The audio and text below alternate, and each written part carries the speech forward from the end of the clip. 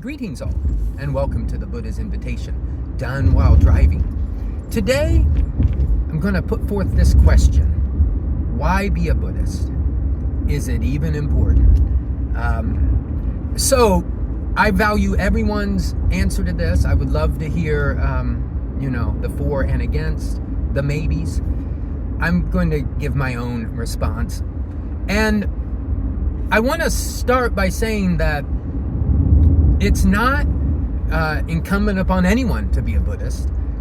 I would say that the Buddha's goal in his teaching was not to make Buddhists. He was trying to get people to lead their lives in accord with the Dharma. He felt he had the best teaching available to do that. But that was his main mission, I would say. And also something very interesting about the Buddha's teaching is that he recognized that there were people that he referred to in Pali as Pacceka Buddhas. There were people who were just born enlightened. They were, they just understood reality the way it is. They didn't need a teaching. And they typically didn't even teach. So obviously those people weren't in need of the teaching. But kind of keep all that in mind. The way I would say that to look at this is to just start from wherever we are in our lives. And I would say if you just kind of polled people, that we're going to find that people are either, on average, kind of happy with the way their lives are going. There might be some bumps, some ups and downs, some unpleasant moments, but they're on a path, they're a career, a family, study, whatever it is, they are doing that. And I wish infinite blessings upon those people and upon anyone in any path, obviously. So those people, obviously something like Buddhism or any sort of, quote, religion or philosophy probably isn't going to be appealing because it's just not, it wouldn't seem very relevant. However, there are people who just don't feel that they're leading the best version of their life that's possible. Maybe they're not happy in some way, or they just feel a blahness about life. Maybe some tragedy has upended them and they kind of just feel themselves floating in a sea of chaos. It's that sort of group of people for whom something like Buddhism would be appealing. So that's our first sort of fork in the path. Now, of that group of people, who or for whom will Buddhism be interesting, or the teachings of the Buddha? There's many, many, many different flavors of Buddhism. It's a huge umbrella. We're not going to get into that. We're just talking about any form of Buddhism would be interesting to someone. It would obviously be in that category of people.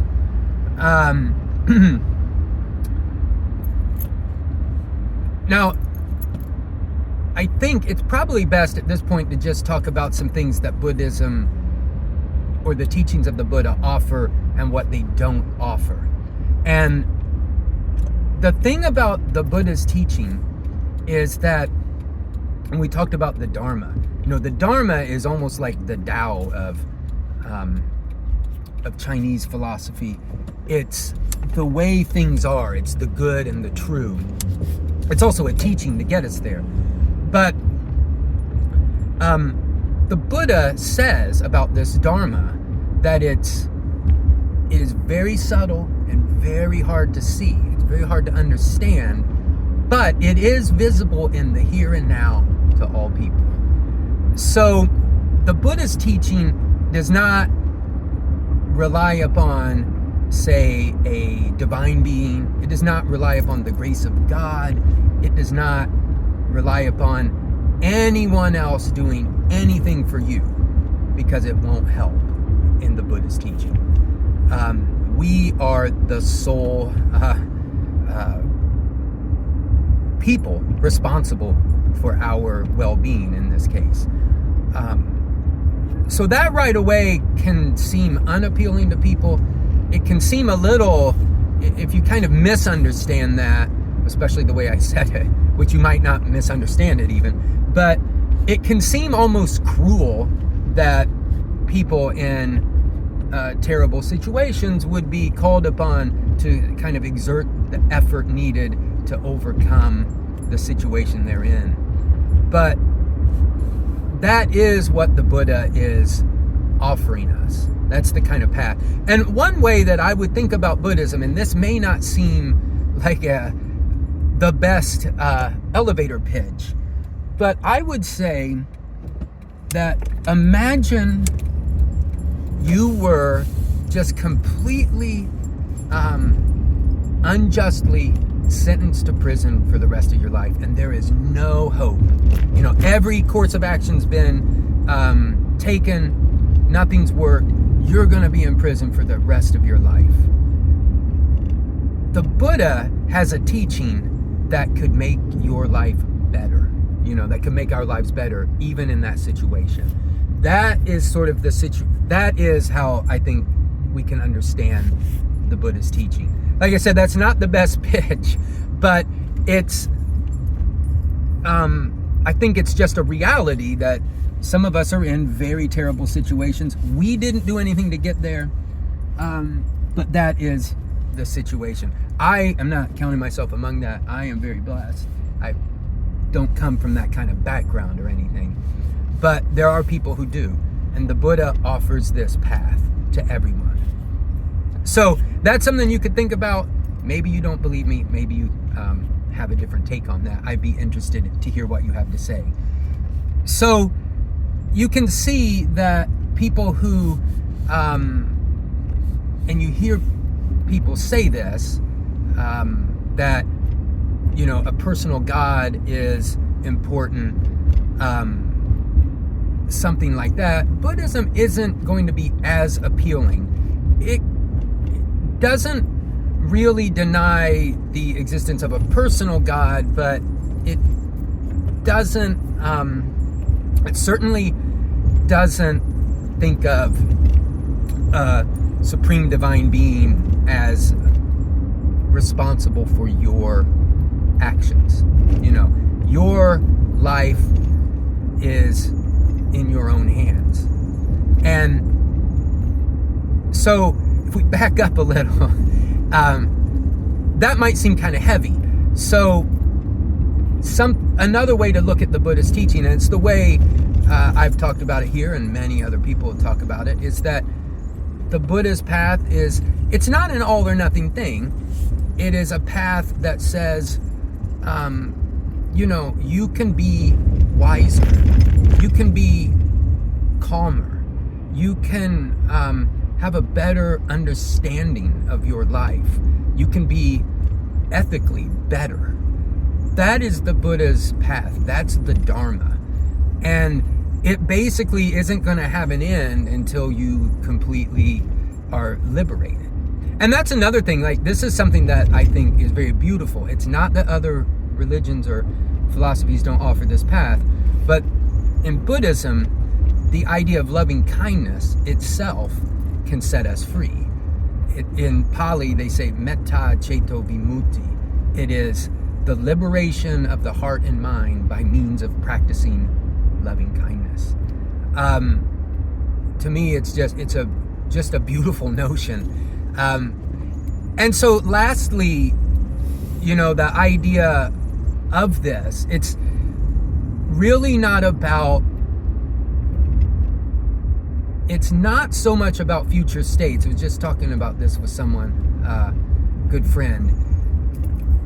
Our future states are important, but it's the here and now for the Buddha, and it's also the the responsibility is on us to start with us and to become happy. It may seem, when you think about that, it may seem like, well, that's kind of selfish, but I think the Buddha's point there is, if we can't get our own house in order, we don't really have any business trying to make other people happy if we can't succeed in that. And the last thing I would kind of say is about Buddhism and the Buddhist teaching that's very interesting is, as centered as it is on the self, it, in the end, totally transcends the self. Because one of the components of the Buddhist teaching is that this I, and they have a word for it in Pali and Sanskrit, ahankara, that there's this I-making part of our mental faculties. This I that gets generated in our kind of unreflective states is just a complete illusion, and that when you scrutinize it, you'll see it's not there. Of course, the Buddhist teaching is to have us sense that, it's not just to intellectually comprehend, but to see with our own eyes and sense this. So it's very interesting that you might think that this is a very selfish sort of endeavor, but in the end, it transcends the self. It opens us up quite a bit more. So I'm going to leave it there. I am certainly very interested to hear what you all have to say. And as I said, I hope everyone on whatever path they're on finds infinite blessings and peace. Peace.